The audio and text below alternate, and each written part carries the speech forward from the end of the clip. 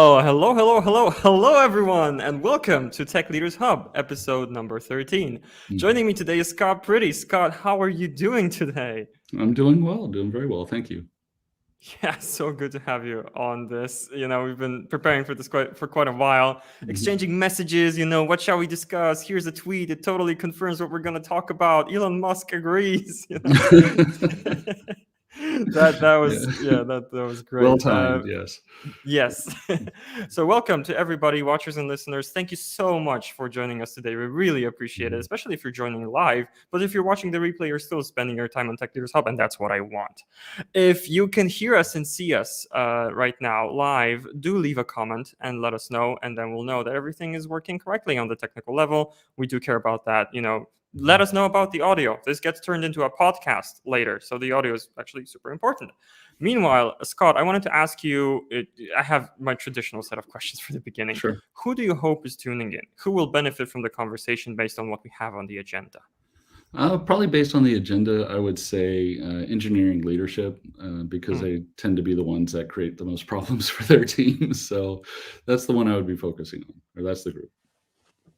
Yeah, I would say so as well. I mean, that is definitely the group that we want to serve in the end. Some Mhm. users on LinkedIn are coming in with comments. What's pretty new is that I don't see who they are. It looks like Mhm. this is a bit of a change right now, but they're Mhm. saying loud and clear. They're saying, oh, it's good, and audio and video quality is excellent. Thank you so much for letting us know. All right. I do want to reward the people who are already watching, who tuned in right from the very first few minutes. And to reward them, let's start with something valuable based on your extensive experience right from the start. Sure. I wanted to ask you, what is your number one tip for tech leaders? Oh, my number one tip certainly is about building the right team. It's Mm, it's one of these things that it takes a long time to build a team. There's an old anecdote, like it's people who are quick to hire are often slow to fire. You want to be really slow on your hiring. You want to make sure you're building the right team, you're maintaining chemistry, you're looking to fill slots where people have room to grow, where they have skill sets that overlap.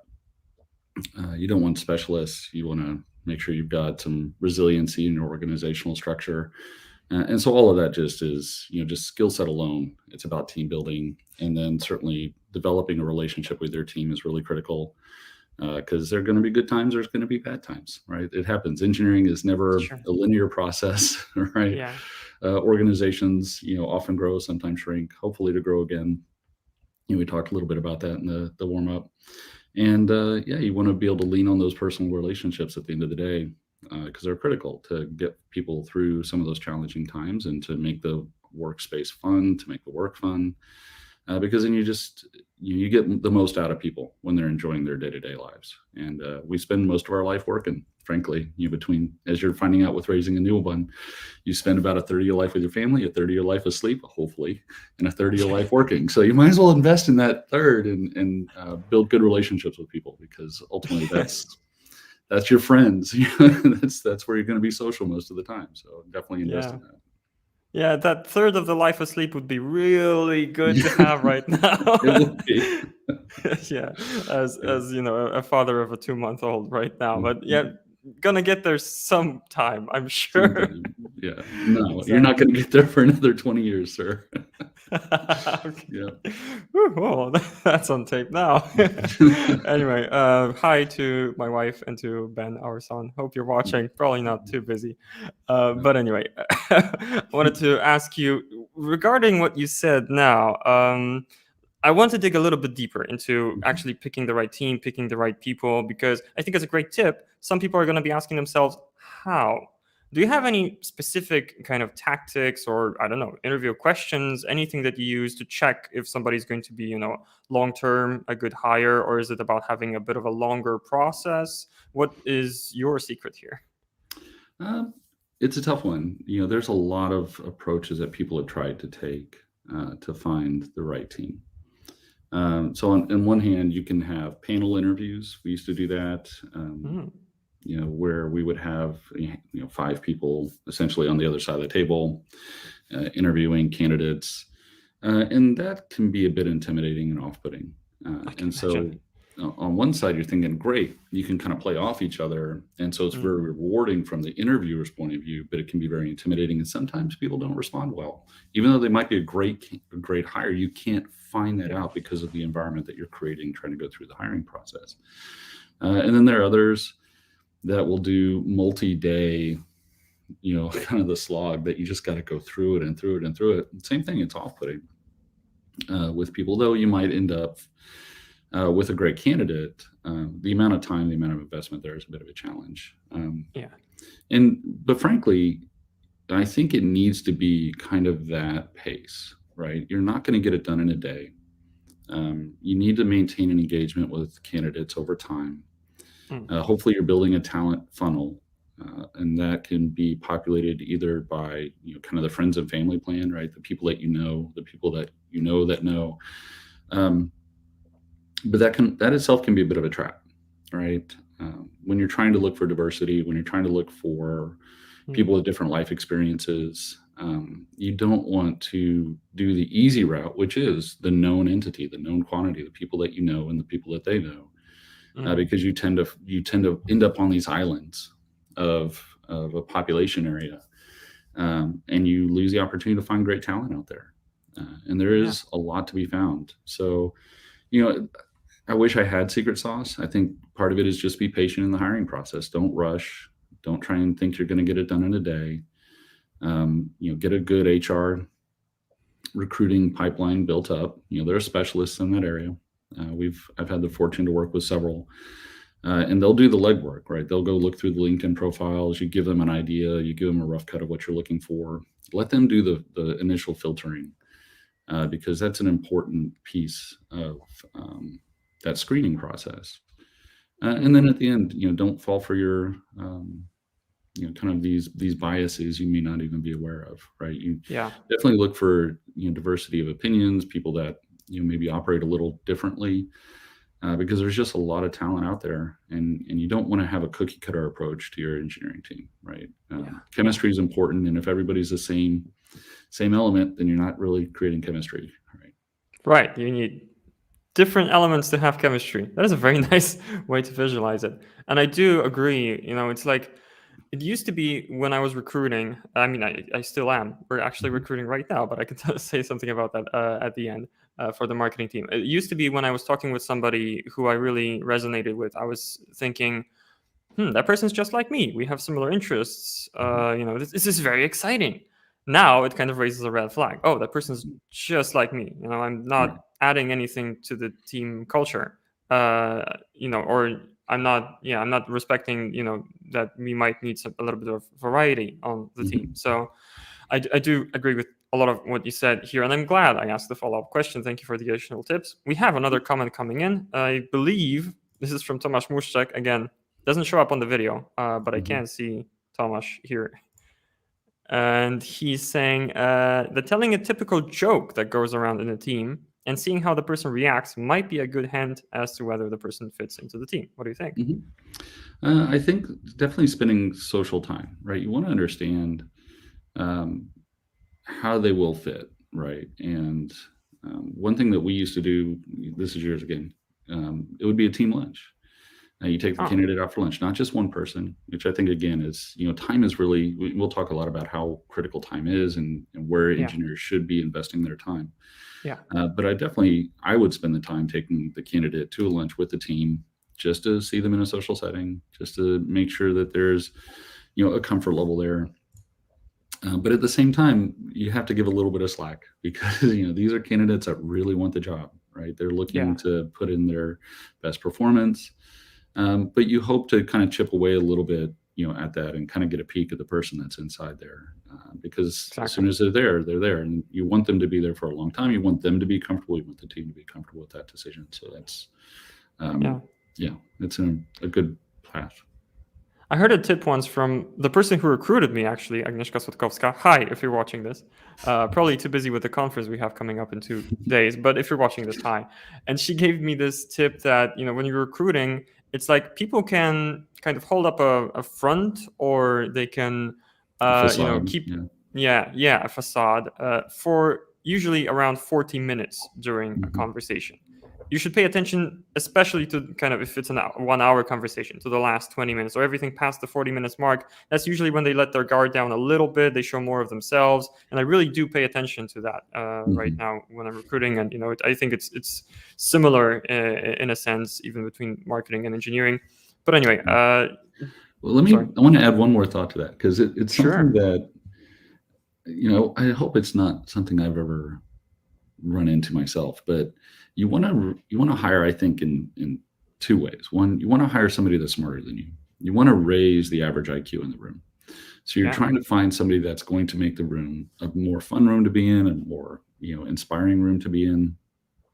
And again, just depending on where your company is, where your team is, you might be hiring various levels of experience, but you still want to look for something that's going to be a net positive for the team.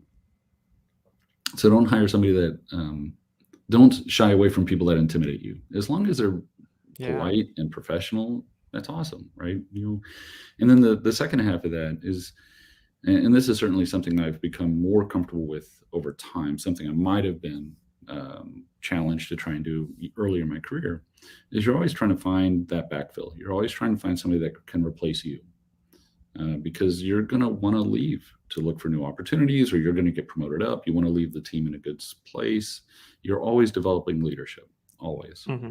And trying to find people that are natural leaders is good. Trying to find people that are interested in the role. And there's different flavors. We've talked about some of this in our prep around engineering leadership versus personnel leadership. And that at the end, some people are well suited for one, maybe not for the other. So that's another thing to look for. You definitely want to either hire for it or build it internally, so that you can take advantage of new opportunities yourself.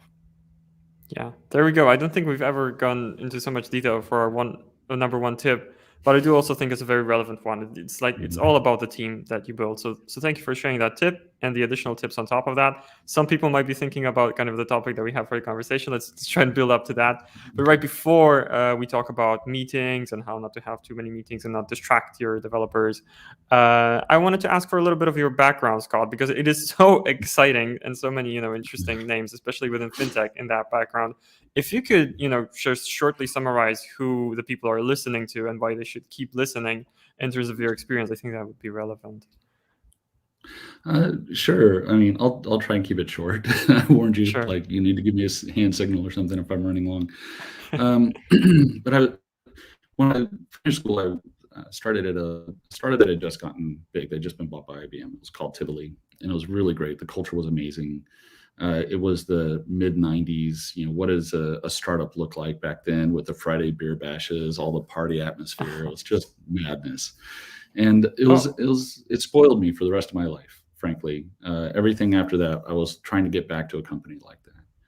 And then I started worked for a company called Globset. They were invested in by Mastercard, Visa, and American Express.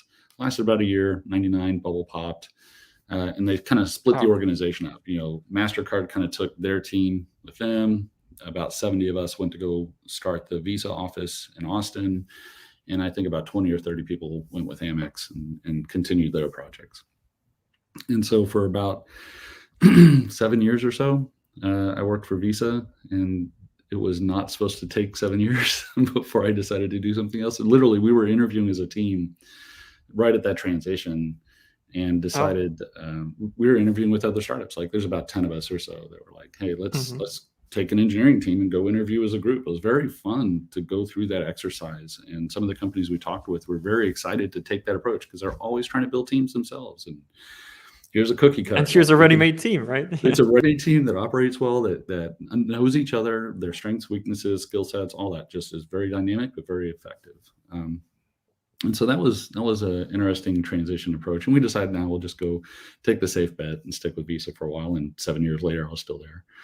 And kind of worked up into the CTO office with Innovant, which was kind of their technology organization.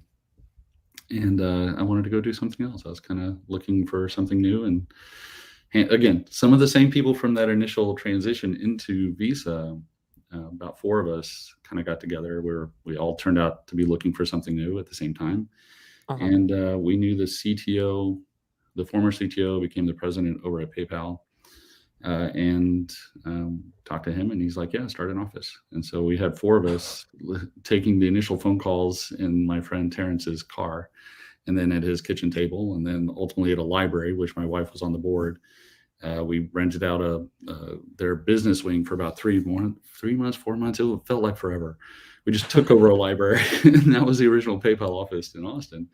And then eventually got proper like Class A real estate.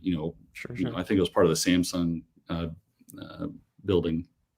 Took over an entire floor. Now I think it's 2 floors worth of people. And then, a couple of years into that, I was again looking for that startup feel and decided to go do my own. So I ran a couple of startups, then started doing work for other founders, and did that for about, I think, 3.5, 4 years. And then decided I would go join this company called Newcom Link. Again, one of the 4 people that did that was the CTO over at Newcom Link. And you see how this funneling I talked about, this islands of influence.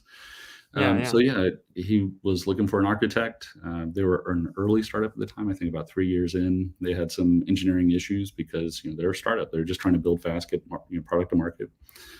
So I joined them as essentially their head of architecture, and tried to turn that around and get it into a better state. And ultimately, I guess we won. Did well because we got acquired by Mastercard. I spent a couple of years over there, and then reacquired by Ally Bank. I think it was a better fit, frankly, and then decided I'd go do something new again and get back to like an early stage startup, which is where I'm at now. And unfortunately, I can't tell you a whole lot about it, so it's that new. But yeah, it's been a great ride. Yeah, all we want to say about UPledge right now is just remember the name, and then you'll get details as they come, right? Mm-hmm. Exactly. And that's something that I find very exciting about your background, because I was listening. I knew some of this because I did ask during the prep conversation, but it's like, oh yeah, it's Visa and also PayPal and also Mastercard. It's like the big names very much are there. And in terms of fintech, this is probably a good time to mention, watchers and listeners, we're going to be talking, a little bit about general engineering leadership, and just how to excel as a CTO or head of engineering manager, just in general. But we've also got a wealth of fintech experience here. So if you have questions regarding specifically fintech and how to navigate being in a technical leadership role within that, just go ahead and ask. We always respect our commenters' questions, and we try to prioritize them. So Scott's all yours. I'm just going to distract him for a while while your comments roll in. But let us then get to the kind of main topic of conversation, or the one that kind of inspired the title of this stream, and that's about meetings. Then, where to start then? So, when was the first time you started thinking, about meetings and their productivity or lack thereof? What's the kind of origin story behind your views on the matter right now? It's interesting, actually. I think as early as my time at Visa, which was in the early aughts, I was there from around 2000, 2007, some kind of in that range. And I remember it was the first time I actually had to mark down hours on projects. So I had to keep track of what projects I was on, basically because it was kind of how they build back into Visa for the work that we were doing for them. And it just kind of put a real specific point of emphasis on how expensive meetings were, because you'd sit in this room and it'd be at a big long table, and I think large rooms maybe entice people to invite more people, I don't know, but we'd end up with like 15 people around this table for kind of like a minute technical discussion, and to which maybe 80% of the people around the table weren't even there to participate, right? They're just kind of also runs or something, I'm not sure. And I used to just kind of sit around and think, okay, well, I roughly know everybody's billable rate, and thinking this is a $5,000 meeting, right, for the hour that we spent here or whatever, right? And you're just thinking, did we generate that much value at the end of the day? Exactly. And so I always had that kind of process in my head. Like when I'm sitting in a meeting, one, is everybody paying attention? Is everybody actually contributing? Is everybody either benefiting from the topics or contributing, in moving the conversation forward? And so, that's always just kind of stuck with me. I've got so much I could say about it, but I want to give you a chance to ask more questions. Exactly, and that I think that's a thought that a lot of people have had. That they do have this kind of calculation in the backs of their heads. They might not know all of the variables, but it looks like it's a pretty Mhm. expensive meeting. So I was thinking, I do want to. I feel like a lot of people would like us to maybe cut to the chase here. Okay, yes, we know there's a problem. I also have this thought, and then how do you actually start addressing it? What do you actually do about this problem? What is the alternative? Mhm. Well, there's a lot to discuss there, so I'm hoping we have enough time. Let's see. I'll tell you what I did. First of all, you just have to accept that it's okay to say no, right? For your own time, you have to defend your own time. And so, one approach to do that individually is to actually block development time. And this is for engineers as well as management. Management, I think, just gets sucked into meetings because that's where a lot of the work gets done, honestly, to be Mhm. fair. But you have to block your own time. You have to do what I call defensive scheduling, right? You have to try and create a working block that's there. Know when your productive time is. Like some people are more productive mentally in the afternoon. Some people are more productive in the mornings. I am more of a morning person. So I block that time out to before the day gets full, before I get distracted with all Yeah. the pressing needs. That's when I try and get my personal work done, and then I'm available for others. And that's worked pretty well for me. And I think for others, just understand where you're going to contribute and be okay with the idea that you don't have to be there even if you've been invited. And to be respectful, but decline those sessions, because at the end of the day, you can say, was my time better spent here, better spent there. But from the beginning, right, you can do certain things, but you don't always start at the beginning. You start in the middle, like, so you have a culture, right? And how do you shift an Uh-huh. entire culture? You can't tell the entire company, well, everybody starts saying no, right? It's going to be more like project by project Exactly. based, I Yeah. imagine, right? One thing to talk a little bit about beginnings, like, because I'm at a new beginning, one thing that I really like is we have this no meeting Mondays, right? We have the one meeting reminder on Monday morning is don't schedule things on Mondays. So Oh, that you okay. can prepare your week. You can think about what you want to get done that week. You can start making, progress on things that you wish you had wrapped up the previous week. You can make progress on the things that you want to do for the remainder of the week. And that is fantastic. I got to tell you, it took me a while to reprogram my brain to be productive again, because where I had been previously, even for several companies previously, to find an hour on my calendar in a week was a challenge. We had Hmm. administrative assistants that their job was to find time on your calendar across everybody's schedules. Yeah. Um, Play calendar Tetris, my favorite yeah, game. it is, and that alone takes time, and that's why I didn't even have time to do that anymore, which is probably a good clue that time isn't being properly allocated itself if you don't even have time to Yeah. think about Yeah. when your meeting should be. Yeah. Yeah, so I'll pause there again because Yeah. again So you I can mentioned, run. that's what you do with regards to beginnings, but so in terms of shifting the culture, is that something that you think it's a practical step? Let's think about, let's experiment with blocking a day off. I think that is one way that you can get management on board with a process change, right? Something that's a big intangible is like just declare a no meeting day. Like I think Yeah. when one of the previous companies I was at, they're trying to focus on making it a Wednesday, Hmm. um, just to give you, or at least maybe start with half a day on a given day, like just a morning, a Wednesday morning, or Wednesday afternoon, or Monday morning. I would prefer Monday mornings because I need time to get into office and think, right? And what do I want to do this week? I've been in Yeah. places where some people wanted to own your calendar. Like they would come in and say, well, 8:00 a.m., Monday morning, uh, I'm going to come in and like, here's the status. And Yeah. then it's like, you're already kind of in the funnel and it's hard to take that broader view and figure out how to Hmm. organize your time better. Yeah. Um, I think the other one is maybe a bit more challenging to adopt is clear everyone's calendar and start over.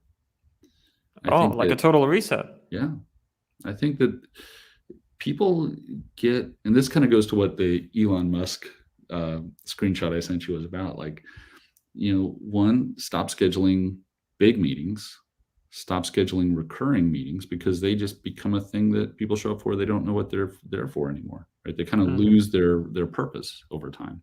Yeah. And then feel free to walk out of a meeting that you don't need to be in. Right? That seems like a big culture shift. It does. That doesn't happen often, but if No, you but do establish that, yeah. Well, I think if you took the initial approach that I was proposing, which is like just clear your calendar and make everybody start over, find out what's important, and get back to kind of the root of the engineering process, right? One thing I really enjoyed, and I've had the privilege of being in engineering since the mid '90s, right? So I've got 25 some odd years of experience in this, and I've seen lots of types of engineering processes go through, waterfall and RUP and rational unified process, open unified process, extreme programming, pair programming, all the way down to agile, which I like because it's agile in the sense that you can manipulate it. But there's an opinion there. There's a definitely an opinion about what meetings are important. And if people haven't done it yet, and they're not in an agile world, and there are some challenges with agile in big enterprises, but at least go back to the core meetings, right? Where you're establishing your goals, sprint planning, you're adopting scope, right? Team participation and what the scope is. You have your daily check-ins, you have your review, you have your retrospective so you can improve your process, and you just run with that. And you'll find that in principle, you can take that engineering team and lock them in a room somewhere, right? That's and protect their time. That's what I really loved about Agile when it was first being proposed was you are supposed to protect their time. You're not supposed to then pull them into all these other meetings. Well, things are behind. I want another status meeting. Then I need another status meeting. And then I need a status meeting to explain why we're behind because of all the status meetings you're going to, right? It starts building creating its own problems. Exactly. Yeah, but just get back to the root of it. Like, what are the things you actually need to be productive and take a reset. Yeah. What's interesting is that, because I think what I'm getting here is that you would say, okay, if you're using Scrum, for example, stick to just the core Scrum meetings, don't schedule more meetings. One criticism I sometimes hear of Scrum is actually it's too many meetings already, even if you do have just the core ones, So I wonder, how to address that. Well, I think it's, maybe it's how long your sprints run. I mean, I've had a lot of success with 2-week sprints. Because then it's long enough to get things that are generating value complete.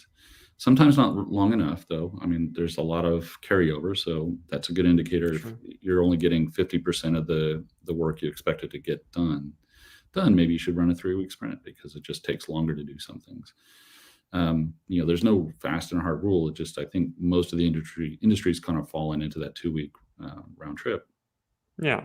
But yeah, I mean, there is an investment there, but again, trying to make some of those meetings efficient, like the sprint review, for example, can feel really tedious sometimes. I mean, it can take a long time, or the sprint planning exercise can sometimes, feel like it takes a long time.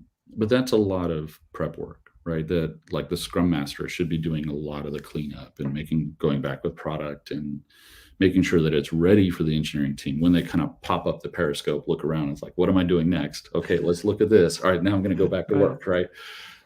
Because, I miss that. I would love to be back in that world because, it was every day you knew you did something good, right? You knew you made a value, you improved the business or improved the project in some measurable way. So. Exactly. One question that pops into my mind is, usually during these sessions, I try to kind of do something for myself too. So let me bring you an example of a situation that kind of is a little bit familiar to me, and I sometimes wonder how to approach it. The flow of information, right? Because sometimes I'm tempted to schedule a meeting that includes the whole team, and I know, and we're going to be going through our work, for example, and I know that like when we look at these tasks, it's like there's a person on that meeting, they own 3% of the tasks. But I do feel like, okay, but they should at least know about the remaining 97%. They should somehow be informed, and that's not a way for them to be informed. My question would be then, I want this information to still flow. What is an alternative way for it to flow that is not a meeting? Well, what are meetings, right? They're points in time, right? Points in time that you're trying to orchestrate everybody else's focus. And that isn't necessarily the best way for them to receive information. It may be convenient for you. You have this really good tool, right? This calendaring tool that made it very convenient to pull people in, to pull that time. And there's this asynchronous communication mechanisms that we have all over the place. We have Slack. It's a great way to say, hey, here's the outcome. And in some ways, I prefer Slack over, say, emails. I've really tried to minimize emails at this point because they really, sorry, it's very easy to kind of get lost in a flood of 100 emails a day, right? And then all you're doing is just managing your inbox. Again, not productive time, really.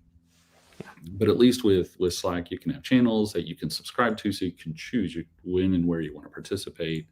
You can let it queue up because it does have those topics. And it's like, oh, well, now I've finished.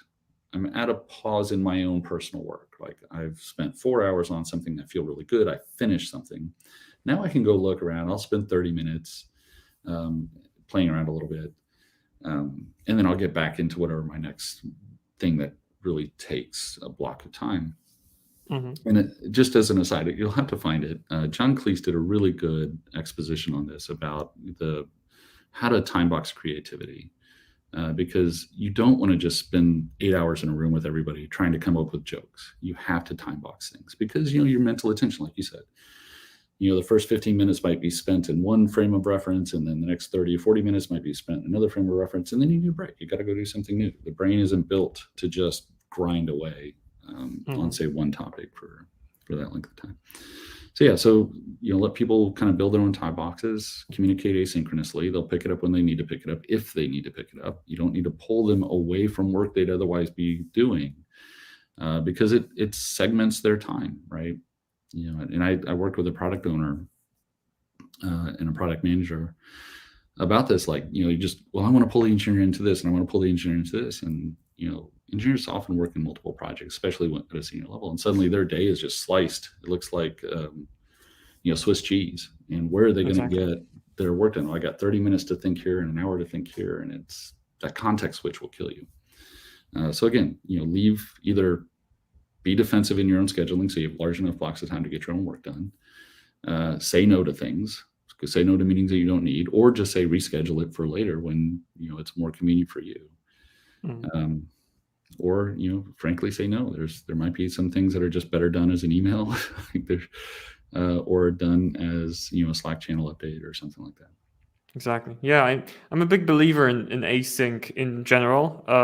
Maybe not so much a practitioner right now, but I do believe in the approach. I do think that, a good question to be asking yourself is, okay, this is a meeting, but maybe it would make more sense to actually, write these things down, especially since meetings are so ephemeral, right? Things get said and then forgotten sometimes the next moment, next topic on the agenda.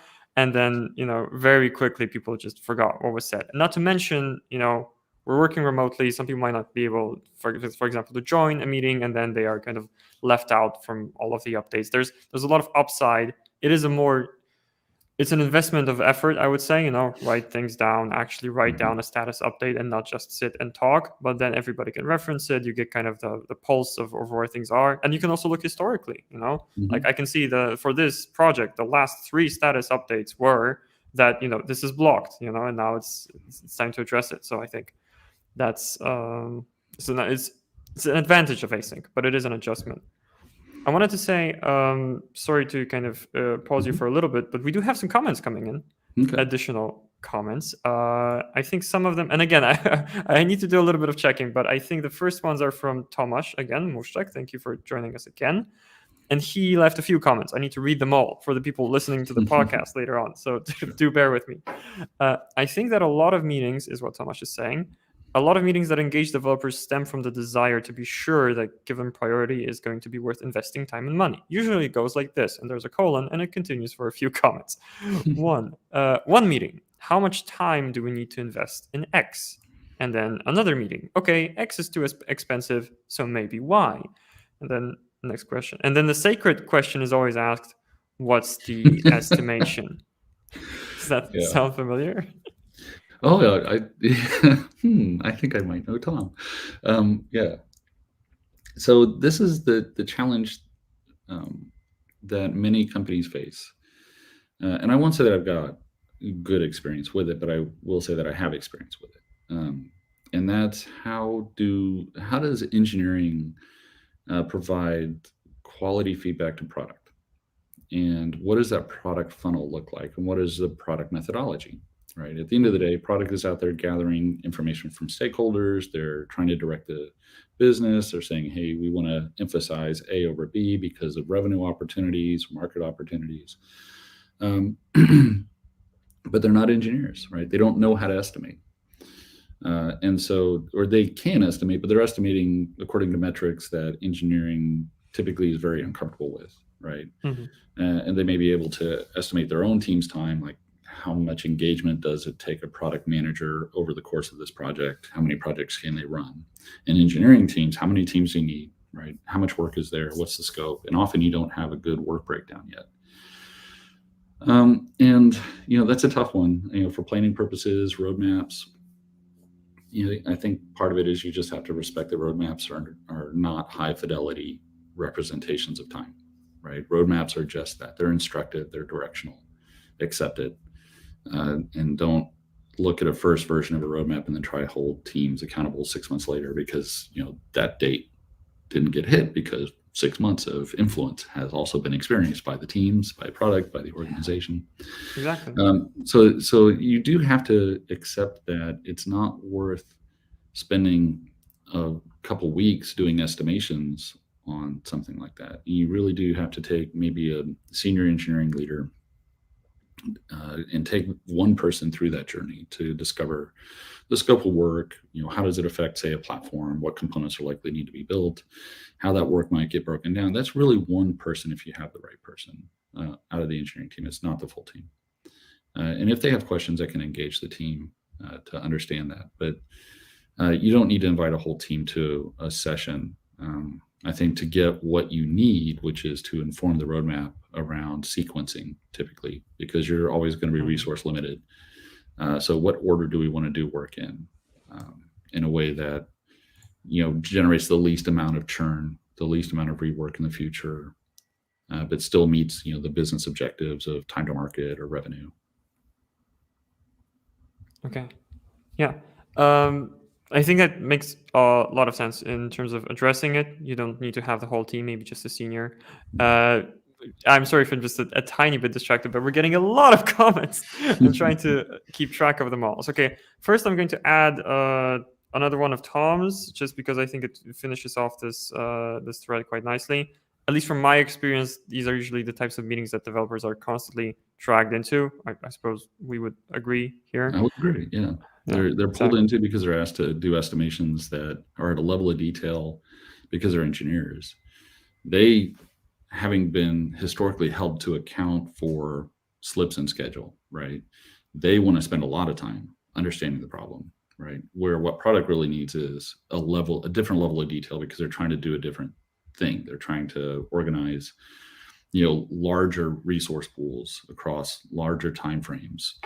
And, there are other methodologies outside of Scrum and Agile that try and do that. Safe as one, but again, that can pull in that can be a pretty heavy process itself. But from an engineering engagement, try and minimize it, try and get it to one person, and they'll pull in who they need, frankly, and just trust them. And that should be good enough for generally the work that you're doing. And the other challenge often is, product has a stream of consciousness. Well, what about this? What about this? What about this? We've got this next great idea. And that's really on the product team to figure out what is their funneling strategy going to be. We started putting in monthly, product review scoring mechanisms to try and just stay out of the engineering team's room. Because there's a lot of churn, a lot of, well, what if this, left, right, take a left here, take a right here. And the engineering team, when they hear that, they get really uncomfortable, they get really distracted, really uncertain. And again, the engineering team should be in the room, able to focus and protect that time. Exactly. And then hopefully, you make 3 lefts, so you decide to make a right instead, and suddenly you're there. Okay. Yeah, exactly. All right. And again, to work through a little bit of a backlog of comments here. Thank you so much, everybody, for engaging so much today on this session. I wanted to highlight one by, you have to believe my word here, or you can check on LinkedIn, This one's by Andrew Beacock. Thank you, Andy, previous guest on Tech Leaders Hub. He's saying, with regards to how the calendar looks on these busy days, he's saying, I liken it to a comb turned vertically, not much space between the comb blades. Yeah, I do get that. Yeah. And he's saying, my Mondays are a comb day. So a bit of a different approach to no meeting Monday. His Mondays are a comb day, no real time between all the meetings to get anything else done. So I suppose that's another potential approach, is do your planning and get your meetings out of the way early in the week and then leave some time to focus later in the week. What would you think about that? Man, I would have a hard time. And so to be fair, I've really enjoyed where I am now, right? This no meeting Monday really works for me. Okay. Because I need that time. I need that time to plan my own week, my own time. Where should I be focusing? Where do I need to provide influence in the direction of the business or in the technical conversations? I need to catch up of what's happened over the weekend, maybe. And so if the very first thing that you do on a Monday morning is walk into a meeting room or get on another call, they'll stack up. And by the end of the day, the rest of your week is now planned for you, probably out of outcomes of the meetings that you've been in. And so you really haven't been able to do personal work, right? And for some people, maybe that is work. I mean, they get their work done in meetings, but I've found that it's hard, like you said, around documentation of the outcomes of meetings in particular. If you're in back-to-back meetings, it's, all of these things generate change, right? That's the purpose at the end of the day. Either they create consensus or they create new works or exploration areas. So you have to have enough time to actually go execute against those work items. Otherwise, you're just going to have the same meeting 3 days from now because everybody forgot what they talked about. Right? Exactly. And I do have that feeling sometimes. It's, one meeting start of Monday, and it seems like the work just resulting from that one meeting could easily fill a week. And then there's another one like that and another one like that. And all of these stories are kind of colliding with each other. Prioritization then becomes really tough. Mm-hmm. What you said about documentation, I wanted to highlight a comment by Joanna here.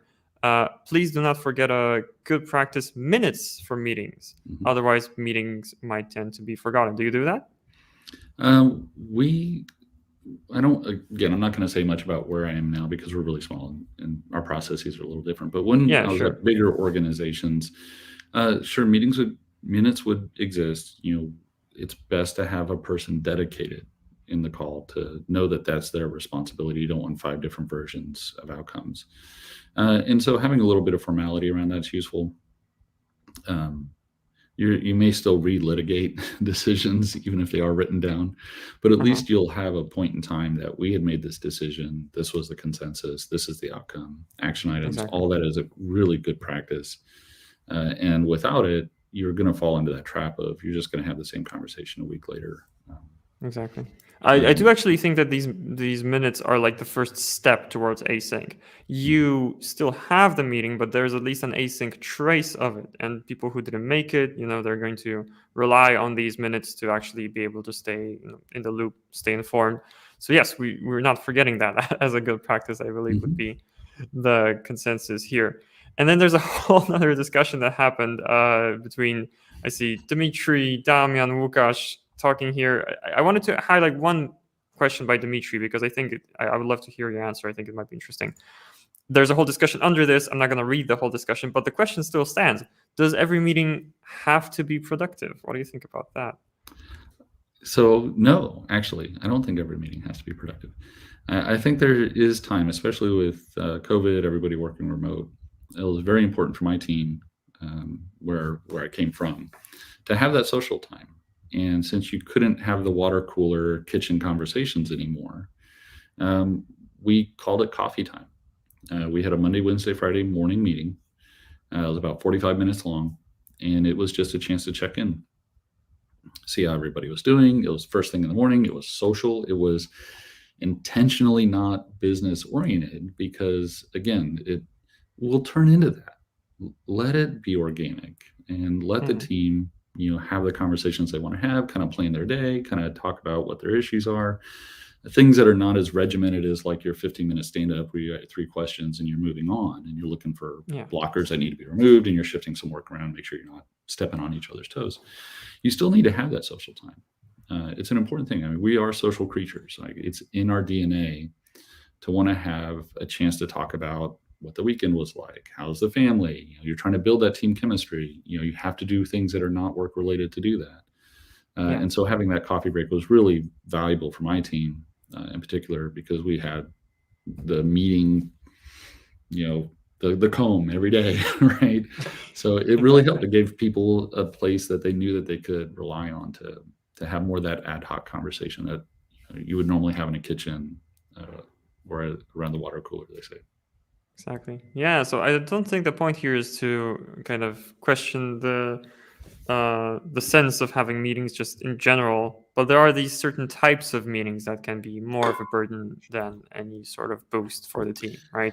Like you mentioned, endless status updates that doesn't contribute much, and it's not productive in the sense of it neither makes people more, engaged, neither builds the culture, nor pushes work forward, actually. Yeah, there's definitely a thing around redundancy, right? And maybe redundancy is not the right term here. But yeah, you'll relitigate the same thing if you open the invitation for it. And so that's kind of the point of one of the thing that we shared was, stop having recurring meetings, make them intentional, right? Set them up with an outcome, send an agenda. This used to be a pet peeve of one of my favorite product managers. I wish he was on the call if he's not. He would decline a meeting if it had no agenda. And I think that's fabulous. When he first told me that, I'm like, the light bulb just went on. Like, if they haven't invested enough, whoever's organizing the meeting, if they have not invested enough in actually sending out an agenda ahead of time, and not 5 minutes ahead of time, but when it's scheduled, then it's probably not a meeting that's going to be well run, well organized, with good outcomes. And so decline it and say, do some more work, right? Exactly. That is a fabulous takeaway. That is something that's so actionable, that's something that you can really, apply. And I can imagine the resistance at the beginning, but I would love for each meeting to actually have an agenda. It should be standard, damn it.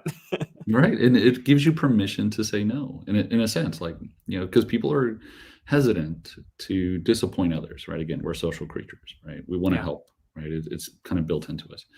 But at the same time, there's a contract there. Right. I don't know how to help you if you don't tell me what you need. And that's the agenda.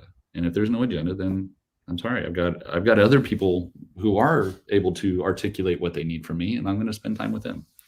And when you're ready, meaning you've given enough thought, right? Then yeah, sure. Maybe there's time for it. Exactly. Yeah. Quite often I find myself thinking, okay, I can see this meeting on the agenda. I can see generally speaking what it's about, but I wish I could just hear the questions already. And maybe, it's something that I can answer even via email, via chat. Maybe it's not so complicated. And, if the only question on the agenda is what is the status of project X? Well, here's the task in our task management tool, and you can check it there. Or, okay, I haven't been conscientious about leaving these updates. I'm going to leave an update. You can see it. Everybody can see it. And I don't spend 15 minutes, talking about it, putting it out in the ether, right? Mm-hmm. And then it's, again, ephemeral. Only one person hears it. They forget most of the detail. And I don't think it's a productive use of time. We do have one more comment coming in. Challenging no meeting Mondays. You ready for that? Oh, sure. Right. So I think just to confirm, this is from Tomasz Muszczyk again. Thank you for staying with us. He's saying, but isn't no meeting Mondays the very symptom of the problem with too many meetings? I mean, no meeting Monday is a start, but if after a year you still need to have no meeting Mondays, it doesn't seem like the problem is being really resolved, just mitigated. I think so. No meeting Monday to me isn't really a symptom of having too many meetings. I think it's more of like, here's the seed crystal from which other things should grow, right? And so if you can make the business case that you can generate value on Monday, not having meetings, then perhaps you've demonstrated that there's other ways to generate value than being in meetings all day. And maybe it can start being a Monday, Wednesday thing, or Monday, Wednesday, Friday thing, and grow the other direction, right? Exactly. And create kind of a new strata around how to organize work, how to work together. Because again, it's amazing how much work I felt I could accomplish. And it really did take a mental shift for me to learn to be productive again, right? When I left, where I was working previously, there was an adjustment period. to where I wasn't sure what to do with even an hour if it showed up on my calendar because somebody canceled the meeting at the last minute. Like, what do I do with that time? How do I actually do the work? It was a challenge because I was just used to being in meetings literally every day. I'd have enough time to step out, get coffee, go right back in the room, right? And it just got too insane after that. So I think I want to challenge the challenge, which is to say, if you can be productive, if you can find asynchronous ways to work, again, tools like Slack or task management tools, Jira can be used in certain ways, or Asana is a great tool for me. I use it personally for keeping track of all my own tasks. That way you just have that working queue of things that you want to get done and just keep chewing through it. Yeah, exactly. I think there's a lot of value in that approach. You mentioned Jira and Asana. I wouldn't be myself if I didn't mention ClickUp, the best project management tool out there. Sorry, we use it at a marketing department. I just got like a social ambassador badge from them. I need to now mention it on every call. Okay, otherwise I'm gonna lose the badge. Nice. Anyway, circling back to one thing that you said. What I find fascinating to explore would be, okay, so you're in a leadership position, right? Hypothetically, a person is in a leadership position. They're used to this because you're talking about this adjustment. I want to hear more about it. You're used to being in meetings all day, one meeting, coffee, another meeting, your day kind of organizes itself. You spend it all talking. And now all of a sudden your agenda is empty. How do you fill the time? How do you work, when it's empty all of a sudden? What, practically speaking, what actually happens? Within that day? Well, I had to find new tools to manage my time because I was used to Outlook was my management tool. It's just what meeting am I scheduled to attend next? And the challenge there is that you never land in a meeting fully prepared, and you never walk away with the time needed to go complete the actions that may have been assigned to you. And in some ways that's okay as long as you have a team to delegate work to, and then you're really just shuffling work around. And that can be valuable because you can understand the context, and when you transition to give others the work to go execute on, you can provide some continuity of thought around what it is that needs to get done. So it's not to say all meetings are bad, but it is to say that you need to leave room on your own calendar, again, through defensive scheduling, to try and get some things done. Now, what I've since done is, again, I use Asana, and it's a task manager, and I'll have an email that comes in, and I'll say, oh, well, this is a great email. I don't want to just put a checkbox to say I'm going to follow up on it. So I don't need 5 different lists of things to go do. I go put a note in Asana and say, yep, follow up on this email, or hey, here's a Slack conversation, check back in on it. The problem with Slack is that you end up with so many threads that it's hard to keep track of where the current thread is, because once you read it or see it, it kind of loses that little bolded trigger of things that you should be following up on. Exactly. And so I started using Asana really to say, hey, I need to follow up on that. This was a great thread. This is a great conversation. And then that ends up being when I have my free time, I just start working through that list and make some progress. And then there are some things that you do have these initiatives that as an organizational leader or as a technology leader that you need to go do, that you especially in a small organization, the expectations are different, right? In a large organization, you're funneling work. Small organization, there's a lot more turning the crank. There are things they're trying to achieve. And I find that work, honestly, a lot more rewarding because you get to learn again, you get to get into a new space, you learn new topics. So I won't go too much more into that. But yeah, there's a lot of opportunity to actually feel like at the end of the day, you're contributing to the business. I would say it also frees you up to do a little bit more longer term thinking, to really think about, the future of, where the team is going, to be a little bit more, conscientious maybe about recruitment, or, I'm thinking what I would do if I were to kind of clear my schedule all of a sudden. Yes, I would update, all of the ClickUp tasks and make sure that I communicate through there. So, my equivalent of Asana on your end. And I do feel it kind of frees people up so you don't intrude on their day so much. It's like, okay, I'm leaving this for you. I'll, appreciate this being addressed by the end of the day, but when exactly? And, you might be having a tougher moment, being distracted by something. You might just be, hungry for lunch or something. So I'm not going to force you to keep, to sit in a meeting. Address it when you can and when you feel it's best, So that freeing people up to do that, I think, has a lot of value. I did say I'm gonna read almost all of the comments, so I do have to also mention Piotr Podgórski's comment, who's saying #Team Notion. Always curious about it, never used it, don't have to now. We've got our own tools, but thank you for putting it out there as well. And oh gosh, if you have any more questions, watchers and listeners, now is the time, because we're kind of running out of time. This hour has blazed on by. I really only have time for a couple more questions here. I wanted to ask, the session basically just revolved all around this main topic, which I'm really glad. And I wanted to ask, within this topic, is there something that I haven't asked about that you would like to add? Or was there anything else that you were thinking, okay, when I'm talking with Kuba, I really want to mention X, and we never got to X. Now is the time to mention X, to help the tech leaders out there. No, I think, it's been a great session. Certainly appreciate this conversation. I'm very passionate about it. So that's why I can tend to run long when questions are thrown out there. So I appreciate your patience. I think, really just look for finding other ways that people have tried to address this issue. I really think it is systemic to our industry. I don't think there's any one place that's going to solve it themselves. I think, if we collectively could say, look, this requires like a culture shift. Like when Agile was created and defined, it was to shift a culture, and it made a huge impact.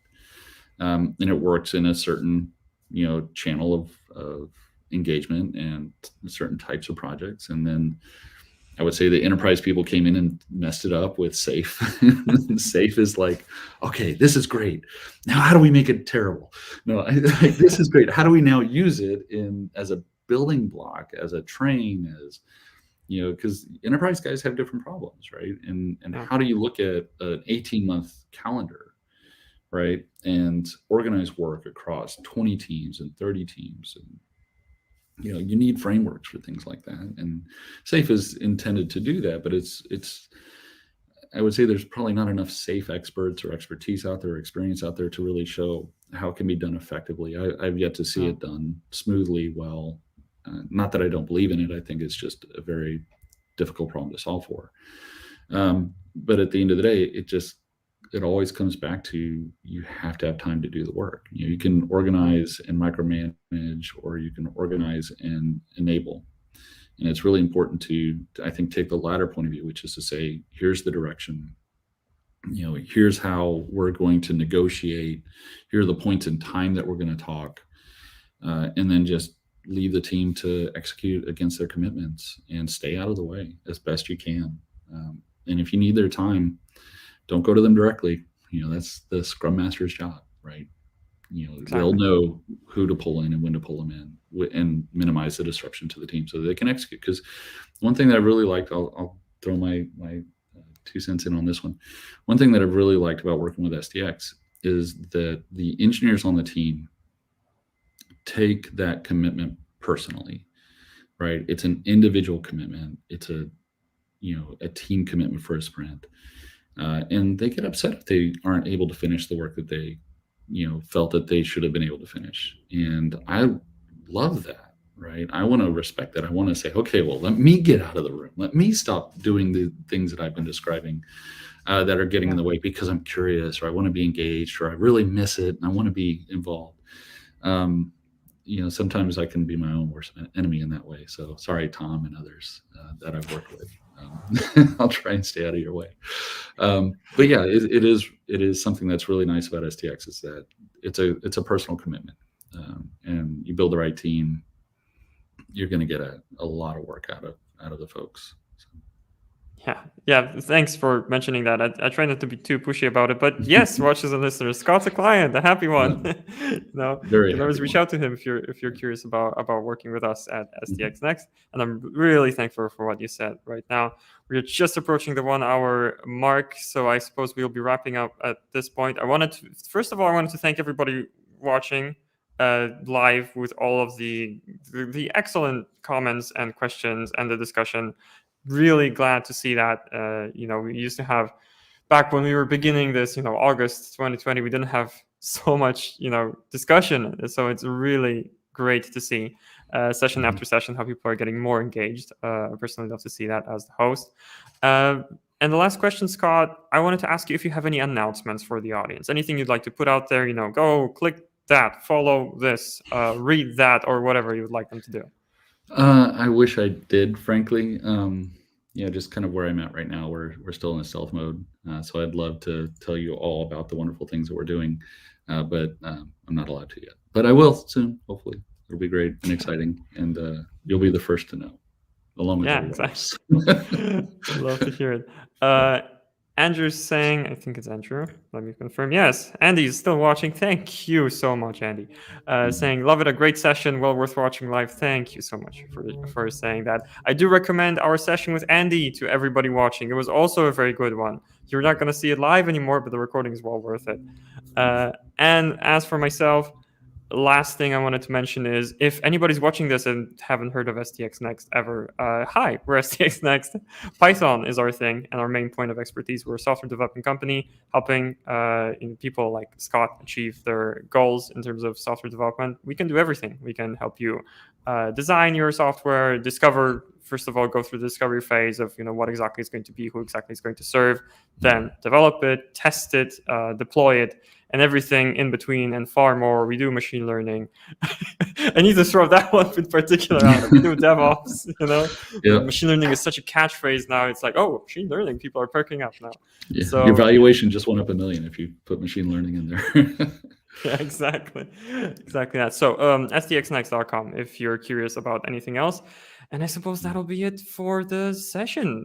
Anything else to add before I regrettably click the button? I'm gonna really miss. We should do a follow-up because seriously, on the agenda for this, in the promotional copy, I included 5 different topics and we covered 1 of them. So it's like we already know what to talk about for another hour. So certainly. Yeah, and then you can talk about UPledge too. It's all aligns, I think. So let's pencil that in, for we'll what do. We can talk. Absolutely. Yeah.